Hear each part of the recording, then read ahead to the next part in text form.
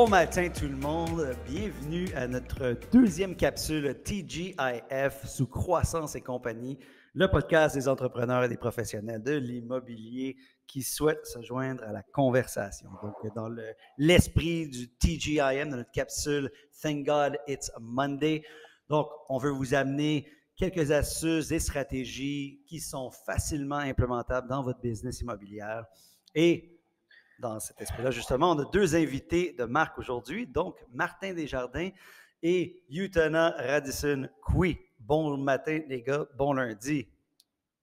Bonjour, salut JP. Donc, du côté de Martin, quand je vais commencer par toi, plus de 15 ans d'expérience en tant que courtier immobilier résidentiel, comme team leader également. Évidemment, tu gères une équipe en ce moment, donc plus de $500 million, donc plus d'un demi-milliard de ventes de fait dans ta carrière. Donc, vraiment, vraiment content de t'avoir. Donc, tu participes, tu es super généreux de tes connaissances déjà. Là. On te voit quand même pas mal, nous, chez KW, dans nos masterminds et dans nos formations hebdomadaires locales. Donc, merci d'être aussi impliqué. Donc, je sais que tu vas être super éloquent pour tout ce que tu as à nous parler aujourd'hui. Yutana, un plaisir de t'avoir aujourd'hui également. Donc, on parle quand même d'une équipe de 16 personnes. Tu diriges une grosse équipe quand même chez nous, chez KW Connexion, justement. Et toi, qu'est-ce qui va être intéressant? Donc, tu sais, avec Martin qui a une ferme principalement sur le plateau Mont-Royal, right? Vraiment, donc Villeray, donc vraiment des quartiers très spécifiques alentour de où est-ce que justement je suis situé ici, là, dans Villeray. Et toi, Yutana, tu as fait un peu les choses différemment. Ben, je suis sûr que tu vas nous parler un peu de ton background justement par rapport à ta ferme initiale, mais dernièrement, tu as développé une ferme spécialisée ou un segment spécialisé qui est les chalets locatifs. Et donc, j'ai bien hâte d'en entendre davantage justement sur ta stratégie. Donc, à vous deux, bienvenue. Donc, Martin, déjà pour toi, en commençant, déjà, explique-nous un peu c'est quoi ta ferme en ce moment. C'est une bonne question. Ça a évolué beaucoup sur 15 ans, JP. Mais présentement, je dirais vraiment notre ferme qui a évolué et changé. Nous, on se spécialise sur les premiers vendeurs. C'est là qu'on a évolué. On a suivi notre ferme initiale qui était les premiers acheteurs sur le plateau et le Myland. Après 4-5 ans, ces gens-là commençaient à vendre et aller ailleurs où je voyais que beaucoup de ma clientèle qui m'appelait pour acheter dans ces secteurs-là n'avait pas le prix ni le budget pour acheter. Fait qu'on a commencé à les suivre vers Parc Extension, La Petite Italie et Villeray. Fait que c'est comme ça qu'on a évolué et suivi notre ferme, si tu veux. Fait que nous, on s'est spécialisé, dans le fond, pas juste sur une ferme géographique, mais géographique et type de client. Fait que dans le fond, on vend des condos, si tu veux, leur premier condo, fait que la première vente, puis là, ils vont acheter une maison. Ça, c'est notre niche, puis vraiment notre clientèle ciblée ces jours-ci. Fait que ça arrive qu'on fait 2 transactions avec eux. Fait que ce qui est le fun, c'est vraiment on rencontre les gens, on fait vraiment partie de leur vie, puis on commence à les connaître très personnellement quand on passe autant de temps ensemble. Ouais. Ouais. All right. Donc, j'aime bien bon, puis ton focus, c'est vraiment la repeat business. Tu les suis à travers plus d'une transaction dans ton cycle, justement, avec chaque client. Donc, ça, c'est vraiment génial. Là-dessus, justement, Yutana, toi, quand même, peux-tu juste nous donner un peu de perspective sur qu'est-ce qui t'a amené, justement, à développer ou à branch out dans quelque chose qui est un peu plus spécialisé, parce que tu n'étais évidemment pas dans le chalet locatif au début de ta carrière. Non, exactement. À moi, qu'est-ce que j'ai fait depuis les 15, 14, disons, si on fait le calcul, ça fait plus que 2 ans que je travaille beaucoup dans le chalet locatif. Dans 12 ans avant ça, moi, je faisais beaucoup dans les Plex investissements. Fait que c'est une clientèle investisseur, puis monsieur, madame, tout le monde qui veut acheter ou vendre.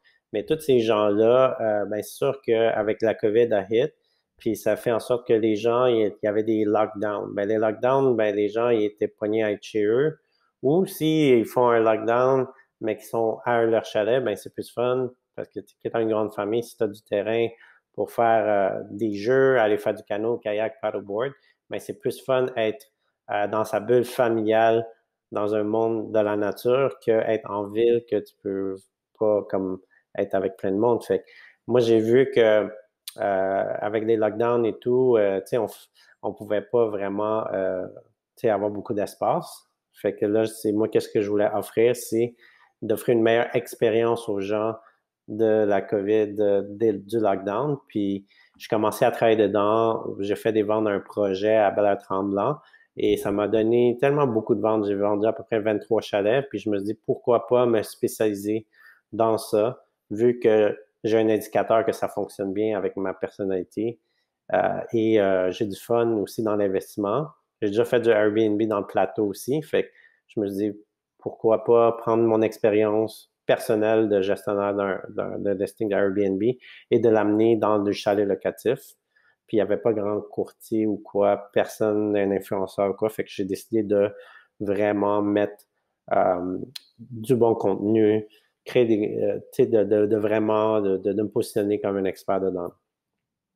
Donc, ça, je trouve ça quand même intéressant parce que justement, ça revient vers la première question que je voulais vous poser, justement, qui était quelle est la clé lorsqu'on recherche sa niche ou qu'on essaie d'identifier sa niche ou sa ferme? Dans ton cas, donc, en fait, c'est un peu comme si la clientèle que tu suivais, effectivement, tu étais déjà dans le plex et dans l'investissement.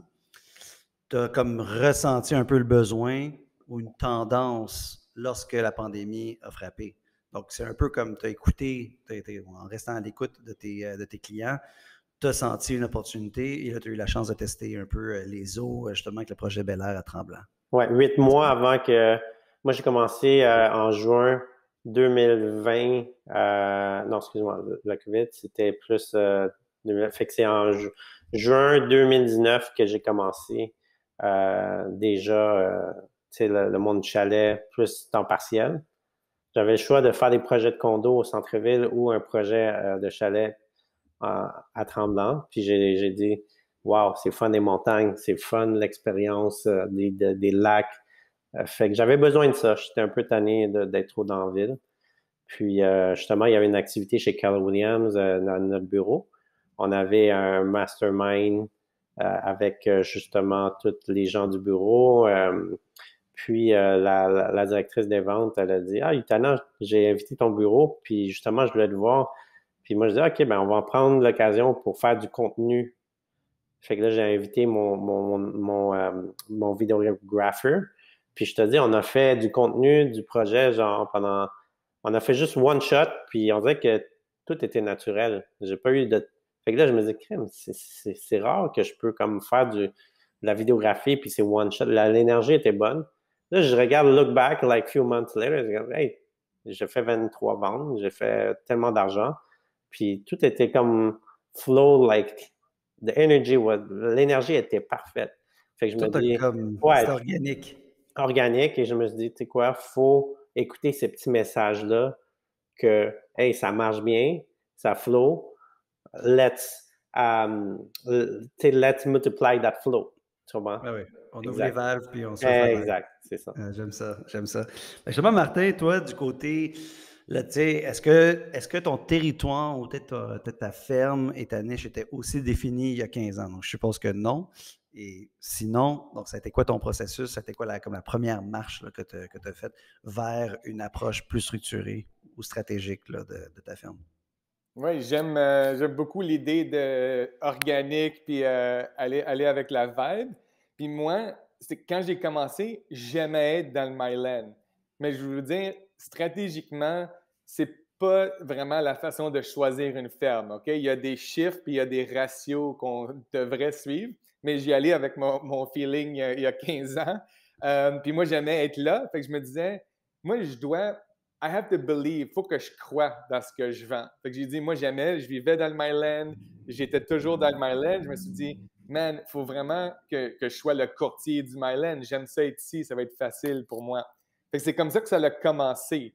Mais tu sais, vraiment, si les gens ils peuvent ressortir quelque chose de ça, c'est que quand tu choisis une niche ou une ferme, tu dois, d'après moi, tu dois avoir un certain sentiment. C'est pas juste des chiffres puis des nombres, puis des personnes. Tu dois vraiment croire dans le produit ou l'environnement. Mais il y a vraiment, comme je vous dis, il y a des ratios à suivre. Parce que quand on choisit une niche ou une ferme, c'est soit géographique, par type de propriété. C'est un peu comme ce que Utana est allé vers des investissements. Là, on est dans des investissements, mais chalets locatifs. Ou tu y vas par type d'acheteur, qui peut être un premier acheteur, puis c'est ça ton focus sur cette expérience de client-là. Fait que ça peut être dans plusieurs secteurs, pas juste dans un secteur comme le Plateau et le Myland. Fait que ça, d'après moi, c'est comme les trois choses. Fait que j'ai comme joué avec ces effets-là, puis finalement, c'est juste time on task. C'est d'être là pendant 4, 5, 6 ans. Dans le fond, là, j'avais l'expertise. Je pouvais offrir de la valeur aux gens qui voulaient acheter et vendre dans ces secteurs-là. Puis comme je disais tantôt, j'ai comme suivi l'évolution naturelle de mes premiers acheteurs que tout d'un coup devenaient des premiers vendeurs. Puis je trouvais ça vraiment le fun qu'ils étaient rendus ailleurs, puis je les suivais dans leur cheminement. Fait que moi aussi, je devrais mieux apprendre sur what was making them tick, comme qu'est-ce qui était important pour eux rendu à la vente. C'était pas la même chose que quand on achetait. Fait que c'est un peu comme naturel, mais la stratégie, c'était d'être clair de ne pas s'éparpiller partout. Ça a toujours été clair pour moi, de ne pas courir à Laval, sur l'ouest de l'île. J'ai été toujours, depuis le début, stratégique de rester géographiquement. Ce que moi, j'ai dit, c'est à quelque part que je peux en 20 minutes me rendre là. Puis ça, 20 minutes à Montréal, dans le trafic, il n'y a pas beaucoup de kilomètres qu'on peut couvrir. Fait que c'est quand même limité, là, comme du centre-ville à Villeray, NDG à Rosemont. C'est un peu le cercle qu'on a suivi nos clients. Fait que pour moi, c'était toujours pour ma vie personnelle et professionnelle, mais de pouvoir ajouter de la valeur, de connaître les secteurs, pas s'improviser le courtier d'un secteur à chaque fois que quelqu'un veut visiter à Saint-Basile-le-Grand, Laval, Beaconsfield.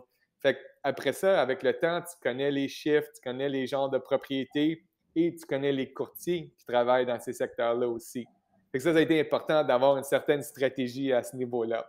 Fait que ça, c'est ce que moi, je dirais aux gens qui pensent peut-être aller vers une niche ou se spécialiser. On commence petit, on devient l'expert, puis on y va en profondeur. Puis après ça, c'est comme la récolte. Les racines sont loin, puis après ça, ça commence à pousser tout seul.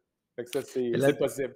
Là-dessus, justement, tu parlais de ratio, etc. Right? Mais là, c'est vrai que vous deux, en fait, il y a quand même eu un côté émotif. Right? Donc, vous avez comme trouvé votre zone de confort et l'endroit où est-ce que vous sentiez, où est-ce que vous pouviez amener de la valeur et que vous aimiez développer. Mais toi, justement, avant de retourner à toi, à Utana, parce que je pense qu'il y a un angle super intéressant dans ton cas. Toi, Martin, effectivement, tu t'étais délimité un territoire cible. Et est-ce que tu avais quand même fait justement cette étude-là de marché, justement voir qui avait les plus grandes parts de marché? Est-ce que c'était déjà une ferme qui était relativement dominée par quelques joueurs? C'était quoi ton approche par rapport à ça et à évaluer le nombre de pourcentages ou le nombre de transactions pour pouvoir avoir une part de marché décente, puis pouvoir faire une carrière justement avec cette ferme-là? Oui, c'est une bonne question. J'avais regardé les chiffres et moi, même si le taux de roulement qu'on appelle, il n'était pas aussi élevé pour le nombre de gens dans le secteur que je regardais, mais j'ai fait, pendant 2 ans, j'ai regardé toutes les ventes. Vendeurs, acheteurs. Ça, c'était il y a 12-13 ans. Puis, c'est sûr qu'il y avait des gens qui roulent, qui avaient un certain volume, mais il n'y avait personne qui dominait même à 10% du marché. Fait que je me suis dit, il y a de la place pour commencer à prendre des petites parts de marché. Parce que ça semble pas beaucoup, hein, 10%, mais quelqu'un qui a 10% d'un territoire ou d'une ville, il domine la ville au complet. C'est la reine ou le roi du secteur, c'est la pancarte qu'on voit le plus, qu'on va se rappeler. Fait que je voyais, c'était assez éparpillé, fait que je voyais qu'il y avait une opportunité pour prendre ma place. Puis moi, je dirais une chose que j'ai fait, au lieu de dire je vais me débattre à aller travailler et prendre les clients des autres. À un moment donné, les gens ils doivent faire un choix. Moi, je suis allé vers les commerçants du secteur. J'ai développé des belles relations avec eux. Personne ne les appelait, hein, les courtiers, puis vous pouvez le faire maintenant aussi. Mais là, j'ai développé des relations en m'impliquant avec eux. C'est là que tout d'un coup, eux autres, ils habitaient dans le secteur, leurs amis, puis ça a fait boule de neige. Au lieu d'essayer de trouver les 5-6 expirés que tout le monde appelait ou les AVPP que tout le monde appelait, je suis allé dans une autre approche où il y avait un peu moins de compétition. Puis, avec le temps, j'ai pu développer des belles relations d'affaires. C'est ça aussi. C'était pas veux-tu vendre ou acheter. Eux autres, c'était les genres de petits maires du pub, le petit maire du dépanneur, le petit maire du magasin. Fait eux autres, ils connaissaient tout le monde. Et tu t'es créé un réseau d'ambassadeurs et d'alliances stratégiques qui ont porté fruit, là, évidemment. C'est ça. Ouais. OK, good. Utana, moi, bon, puis corrige-moi si je me trompe, mais évidemment, ta ferme ne peut pas être aussi vraiment sur un cercle défini, right? Donc, tu as un territoire quand même assez éparpillé. Ben, on a, nous, c'est 2 heures environ de Montréal, là, maximum. Je me déplace pas là, à 2 heures en tant que courtier acheteur, mais tous les listings, je vais les prendre quand même si c'est à 2 heures, ça me dérange pas. Puis moi, j'aime ça, faire la route. Puis des fois, je suis déjà dans le nord parce que j'ai aussi 3 chalets. Fait que je me déplace pour faire des trucs ou quoi. Fait que des fois, je suis déjà là. Fait que moi, ça me dérange pas. Puis, j'apprécie. Avant, je suis comme, ah, man, c'est trop loin, 1 heure de Montréal ou quoi. Mais là, ça me dérange pas là, d'être à 2 heures. Puis mon équipe, ça dérange pas non plus d'être loin. Parce que, c'est une niche. Puis on est payé, disons, presque le double qu'en ville. Parce que nous, on fait des contrats acheteurs. Fait que c'est sûr, l'offre est plus alléchante. Okay? Les courtiers qui travaillent avec nous, une transaction de 700 000 peut être équivalente à une transaction d'1,2 million, par exemple. Fait que c'est sûr que pour eux, c'est plus alléchant et il n'y a pas de compétition. L'étude de marché là, que tu me demandes, ben, il n'y a pas personne qui fait du chalet locatif. C'est une vulgarisation qui est différente. C'est des vérifications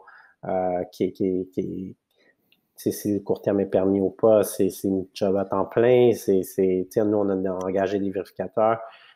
Puis c'est vraiment quelque chose de plus niche et il faut un système parce que si tu n'as pas de système, fais ça tout seul, fais la route pendant 2 heures, fais tes vérifications, oublie ça. Fait que nous, on a bâti tout un système. Pour conclure le côté identification de l'opportunité, je vous donne 60 secondes chaque. Et donc, vous parlez, donc Martin a la chance de parler à Martin Desjardins qui se lançait dans l'immobilier il y a 15 ans. Même chose pour toi, Utana. Donc, tu sais, côté, et moi, ce que j'ai entendu quand même toi, Martin, ça a été quand même, tu as bâti ton cercle. Tu n'es pas arrivé là avec un cercle d'influence de quelques milliers de personnes. Donc, ça serait quoi le premier conseil que tu te donnerais avec du recul, comme ça, après 15 ans d'expérience, par rapport à la première la première priorité dans ta démarche de bâtir ta ferme? Je vais enchaîner sur ce que Utana il disait, parce que je crois vraiment que, puis je vais le dire, en répondant à cette question-là, ça va aider tout le monde de voir c'est quoi la première étape. Puis, dans le fond, il faut penser au client, peu importe le type de propriété que tu veux te nicher ou le secteur géographique ou le genre de client ou le genre de propriété, c'est qu'est-ce ils perdent du sommeil sur quoi le soir? C'est quoi pour eux quand ils sont ensemble, ce qu'on appelle le pillow talk, puis ils disent hey, tu penses-tu que notre maison elle vaut 500 000? Tu penses-tu que si on vend, on peut racheter dans le même secteur? C'est quoi? What's keeping them up at night? Parce qu'après ça, tu bâtis toute ton offre de service et moi, j'ai fait la même chose pour les premiers vendeurs qui veulent acheter une grosse maison. Ils ont peur des coûts, des travaux d'une maison plus d'envergure, comme c'est les petits stress. Tous ces points-là, comme Utana expliquait aussi, si tu peux penser à quelles sont les préoccupations, après ça, tu bâtis ton système avec ces réponses-là au lieu de te mettre « moi, je connais les réponses ». Tu leur donnes, après ça, tu deviens le genre de Seth Godin, tu bâtis ta communauté parce que tu as les réponses qu'ils ne pensaient même pas à la question encore. Tu es toujours un peu devant eux, puis tu ajoutes beaucoup de valeur au processus. C'est ça en tant que courtier, que ce soit chalet locatif, Myland, condo, maison, etc. Si on peut être toujours en avant puis prévoir des choses pour les clients et leur enlever ce petit stress-là, c'est là qu'on va avoir une communauté qui va grossir parce que les amis vont dire « Hey, il faut que tu appelles Martin. » C'est sûr et certain. Il comprend exactement où est-ce que tu es rendu là, dans ton processus. Fait que je dirais, juste pour le recap, c'est vraiment penser la clientèle que tu vas aller chercher, que ce soit de luxe, investissement, premier acheteur, what's keeping them up at night? Qu'est-ce qui fait qu'ils perdent du sommeil? réponds à ces questions-là. Puis après ça, tout ton branding va venir supporter ce thème-là et tu vas devenir l'expert, que ce soit d'une communauté ou d'un genre de propriété. Ouais, tu identifies leur douleur principale et tu bases ton offre de service là-dessus. Oui, oui, absolument. Utana, qu'est-ce que tu aurais à dire à un jeune Utana justement qui pensait justement ou qui essayait d'identifier un peu sa niche et qui essayait d'implanter des premières stratégies pour agrandir ton cercle d'influence rapidement? En fait, c'est de voyager, de tester. Si je suis pas quelqu'un qui allait souvent dans les chalets, sincèrement, là, mais c'est d'être curieux au maximum sur les opportunités, d'aller dans plusieurs événements d'investissement ou d'apprendre sur le plus sur soi-même, puis d'écouter comme si je veux développer une niche, OK, mais c'est quel genre de personnes que j'aime solutionner leurs problèmes. C'est toujours ça, nous, on est payé pour régler des problèmes, mais quel type de problème vraiment j'aime? Je pense que c'est la meilleure chose qu'on peut mais on ne sait pas que c'est un problème tant qu'on ne l'a pas testé. Fait que pour moi, c'est de fail the more possible. Il faut tester à plein de choses pour fail, pour apprendre. C'est quelques thèmes aussi comme aimer faire des tests. Fait que, mais c'est de toucher à le plus de types de démographie pour vraiment faire après un sondage avec nous-mêmes. C'est où que j'ai une bonne connexion, une bonne vibration et que je suis apprécié envers ces gens-là, par ces gens-là. Fait que c'est d'avoir cet exercice-là de awareness, de toucher à le plus de choses possible. Comme moi, j'ai touché à tout. Sincèrement, j'ai touché à tout. Puis justement, là où que j'ai le plus de passion que mon day-to-day, j'en mange, c'est vraiment le chalet locatif. Mais tu sais, c'est pas quelque chose qu'on nous propose tous les jours à l'école immobilière ou day-to-day dans les beaux. Tu vas jamais avoir un cours de How to buy a chalet at KW Connection. Tu comprends? C'est rare. Ou n'importe quel, chez Remax, n'importe. Fait qu'il faut que tu testes le plus de choses possible. Puis c'est comme ça que tu vas découvrir, mais il faut que tu suives toujours justement ces petits messages de la vie. Des fois, ça va t'amener à régler justement des problèmes, puis que tu vas avoir passion. Fait qu'il faut juste savoir quel problème, toucher à le plus de problèmes possible, puis quel problème que tu as de la passion à régler. À quel point vous pensez que vous êtes prêt à un shift justement du marché qui serait drastique? Dans ton cas, Utana, comme par exemple, je dirais le post-pandémie pour ta niche spécialisée, comment tu l'entrevois? Est-ce que tu as déjà commencé à un peu voir comment ça va impacter potentiellement tes clients actifs, le client futur potentiellement qui serait intéressé à l'achat pour du chalet locatif? Comment tu entrevois ça? Comment tu te prépares? Ben, moi, je sais que en ce moment, les villes sont en train de se resserrer pour le chalet locatif. Beaucoup de villes ont interdit ça. Fait que c'est sûr que la COVID a fait en sorte qu'il y a eu plein de monde qui sont allés acheter ça. Puis, ils se sont éduqués, là, ils font partie de mes groupes, mais il y a aussi d'autres coachings et tout. Fait que c'est sûr que ça fait augmenter beaucoup la demande, mais c'est sûr que il y a des villes qui ont, je te dirais que la majorité des villes, ils ont mis un règlement. Avant, il n'y avait pas de règlement. Fait que ça causait beaucoup de découragement chez les acheteurs, mais nous, en tant qu'experts, on sait où qu'on peut encore le faire. Fait qu'on focus dans ces régions. Puis, il y a la demande encore de plus en plus. Nous, on a plus de demandes d'acheteurs que d'inventaires. Fait que nous, on doit créer des nouvelles stratégies pour aller chercher ceux qui existent déjà, qui ont des permis déjà pour le chalet locatif, puis d'y aller plus en prospection directe avec ces gens-là pour justement aller aller prendre des listings, développer aussi des nouvelles constructions dans les secteurs qui sont permis. Fait que, tu sais, je pense que pourquoi une compagnie la croissance de revenus ou de valeur n'augmente pas, c'est parce qu'ils font pas de l'innovation. OK? Fait que nous, l'innovation, c'est de créer du nouveau et c'est en créant des nouvelles stratégies qui permettent de d'avoir du résultat concret pour nos acheteurs, ben on va réussir, c'est sûr. Ah, parfait. Donc, OK. Donc, justement, puis en plus, toi, du côté encore là, c'est le regulatory landscape, right? C'est assez mobile en ce moment, puis effectivement, de ton côté, il doit y avoir quand même des projets de loi qui sont, donc, comme tu dis, qui ont déjà passé.